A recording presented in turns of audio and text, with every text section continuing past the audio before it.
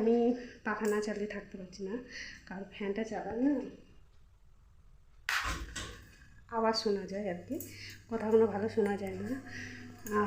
একটু মনে হয় শান্তি হলো। জামাটার মধ্যে বোতামটা একদমই চুজ করতে আসলে কী বলতো, সকালবেলায় ছেলে মেয়ে পড়তে গেলে আর মাথায় তেল মাখিয়ে দিয়েছে বলে হাতটা প্রচুর পরিমাণে স্লিপ খাচ্ছে।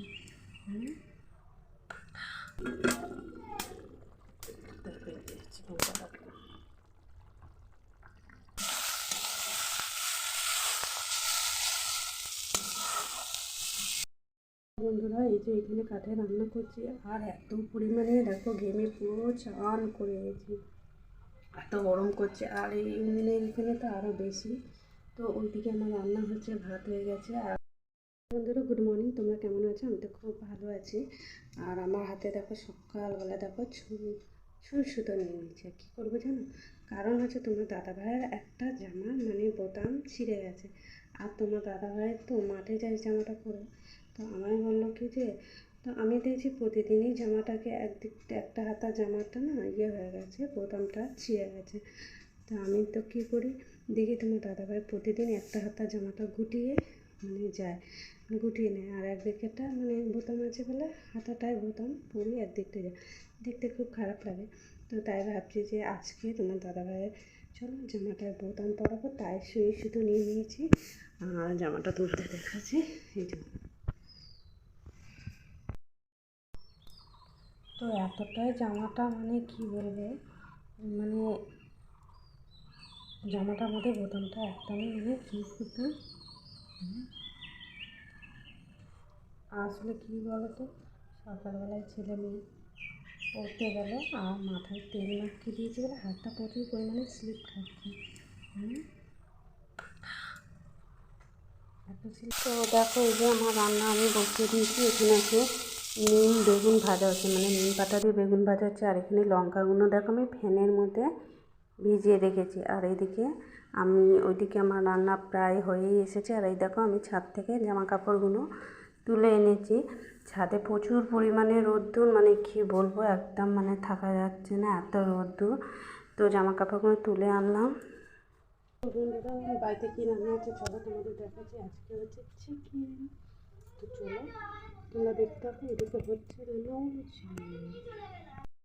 বন্ধুরা, এই যে এখানে কাঠে রান্না করছি আর এত পরিমাণে দেখো ঘেমে পুরো চান করে গেছি, এত গরম করছে। আর এই উনুনের এখানে তো আরও বেশি।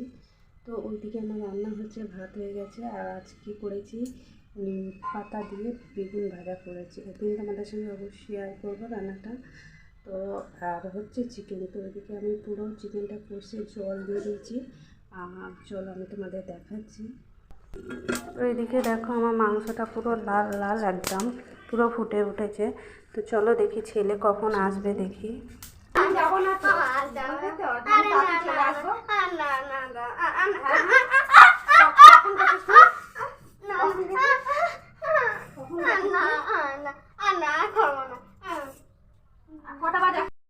পুরো দেখো আগো পুরো চান করে। তো বিকেলে খাওয়া দাওয়ার পর একটু শুয়ে পড়েছিলাম। বিকেলে খাওয়া দাওয়ার পর শুয়ে পড়ে তারপরে ঘুম থেকে উঠে দেখো এখানে যে পাতাগুলো আমি আগের দিন কাটি বের করেছিলাম, ভিজে ছিল, বস্তায় পুড়ে রেখেছিলাম। তারপর প্রচুর রোদ্দুর দিয়েছিল বলে এখানেই মানে পাতাগুলো ছাড়িয়ে দিয়েছিলাম। এখন আবার বস্তাতে আবার ভরে নিচ্ছি, কারণ হচ্ছে ওয়েদার একদমই ভালো না, যখন তখন বৃষ্টি হতে পারে। আর বেলার দিকে রোদ হচ্ছে, আবার সন্ধ্যের গায়ে গায়ে বৃষ্টি হচ্ছে, হাওয়া দিচ্ছে। তো যাই হোক, জায়গাটা আমি বেশ ভালো করে পরিষ্কার করে নিলাম। আমার পাতার বস্তাটা দেখো যে সাইডে রাখা আছে। তো দেখো আমি বিকেলে কাজগুলো ঝটপট করে নিচ্ছি। আর প্রচুর পরিমাণে গরম করছে। তো এরপর আমি যাব দুধ আনতে। তো চলো, এই দেখো আমি দুধ আনতে যাচ্ছি। ওই বাড়িতে ওই যে দিদি দেখতে পাচ্ছ, আমারই একটা যা বলতে পারো। তো ওদের বাড়িতে দুধ আনতে যাচ্ছি। তো আগে থেকেই আমি একটা টিফিন দিয়ে রেখেছিলাম, মানে ক্যান বলতে পারো। তো সেখানেই দুধ নিয়ে এক পোয়া করে। আর দিদিভাই দেখো ওখানে দেখো গোবর ঘুঁটে দিচ্ছে টালির মধ্যে। তো ওর সঙ্গে একটু গল্প করে নিলাম। তারপর আমি বাড়ির ভেতরে চলে গেলাম দুধ আনতে। আর এখানে দেখতে পাচ্ছ ওই যে একটা বাছুর, আর এই যে বড় গরুটা, এই গরুটারই দুধ আনতে যাচ্ছি আর কি। তো যাই হোক ওই দিদিভাইয়ের সঙ্গে একটু গল্প করে নিলাম আসার সময়। এরপর আমি বাড়ি চলে আসবো। বাড়িতে প্রচুর কাজ আছে, সত্যি গল্প করে আজকে একদমই সময় নেই, আর বেলাটাও বেশি নেই। এবার ভাবছিলাম যে একটু মাঠের দিকে যাব। মেয়ে বায়না করছিল যে আজকে মাঠে মা আজকে নিয়ে যাবে বেড়াতে, অনেক দিন যায় না তো। আর সত্যি তো ওরা পড়াশোনা করে, এখানে ওখানে যায়, আর সবসময় সাইকেলে যায়, যে মা চলো তোমার সাথে আজকে হেঁটে হেঁটে যাব বিকেলের দিকে। তো যাই হোক দেখো, এই যে আমি দুধ নিয়ে চলে এসেছি। দেখো ছোট্ট ক্যানের মধ্যে এক পর দুধ নিয়েছি, এটা সন্ধেবেলায় জাল দেবো খুনি। তো দেখো তারপর আমি যে ছাদে উঠে পড়ছি। এটা হচ্ছে আমাদের ড্রাগন গাছ, এটা হচ্ছে আমার ভাইয়ের বউ দিয়েছে আমাকে। তো ওদের বাড়িরটা না একদম ছোট, আমাদের বাড়িগুলো বেশ বড় হয়ে গেছে, মানে এখন সেরকম যত্ন করা হচ্ছে না। তো আমাদের এখানে নানা রকম ফুল গাছ, দেখো আমার ছেলে মেয়ে কোথা থেকে এনে এনে বসিয়েছে। আর এই যে একটা তুলসী গাছ দেখতে পাচ্ছি, এখানে অনেক রকম ফুল গাছ আছে। আর ওখানে আমি জল ভরছি, গাছগুলোই জল দেবো ওখানে। গাছগুলো না একদমই সত্যি যত্ন করা হচ্ছে না, দেখো একদম শুকনো খটখটে, মানে একটুও জল নেই। আর এত পরিমাণে রোদ্দুর কী বলো, আর খুব সুন্দর ফুল ফুটেছে তাই না। তো চলো আমি গাছগুলোয় জল দিয়ে দিই। আমার বালতিতে জল ভরা হয়ে গেছে, আমি মগে করেই জলগুলো দিয়ে নেবো। তো প্রত্যেকটা গাছে দিতে একটু সময় লাগবে তাই না। তো দেখো গাছগুলোই জল দিচ্ছি, দেখতে খুব ভালো লাগছে, কিন্তু অযত্নতেই দেখো গাছগুলো এরকম হয়ে গেল। কারণ গাছগুলো সবসময় ফুলে এরকম, মানে ফুলে ভর্তি থাকে। তো দেখো এক একটা গাছ পুরো শুকিয়ে গেছে, খুব খারাপ লাগছে। আর এদিকে ড্রাগন গাছটাও আমি জল দিয়ে দিচ্ছি। আর তোমার দাদাভাই জায়গাটা দুটো মানে বেঁধে দিয়েছে, দুটো কাঠ দিয়ে। আর পাশে দেখতে পাচ্ছ তোমার দাদাভাই কখন ছাদ দিয়েছে, নারকেল কাঠগুলো তুলে এনেছে, আমি ঠিক জানি না। তো যাই হোক চোখে পড়লো বলে আমি দেখছি রোদ্দুর আছে, বালতিটা আমি এটা উপরের দিকটা তুলে রাখলাম। ভাবছি যদি পড়ে যায়, কেউ যদি রাস্তা দিয়ে যায়, তার হয়তো মাথাটাই ফাটবে। তো ভীষণ ভয়ও লাগছে, বালতিটা নিচে নামিয়ে দিলে ভালো হতো। যাই হোক দেখো এই যে নারকেল কাঠগুলো আমি এখানে ছাড়িয়ে দিচ্ছি, যেহেতু রোদ্দুর পাচ্ছে এই এক সাইডে দেওয়া থাকে। তো এইদিকে পাশে দেখতে পাচ্ছি এগুলো কাঠ, এগুলো হচ্ছে বর্ষার জন্য কাঠগুলো আমাদের জোগাড় করে আগে থেকে রেখে দিতে হয়। আর এইগুলো তোমার দাদাভাই এনেছে, তো বললো তুমি পরে এগুলো আমাকে ছাদে মেলে দেবে। তো আমি এখানেই দেখো শুকোতে দিয়ে দিচ্ছি। এখানে রোদ পায়, সারাদিনই রোদ পায়। এখনও দেখো এতটা রোদ, 5:30 বেজে গেল।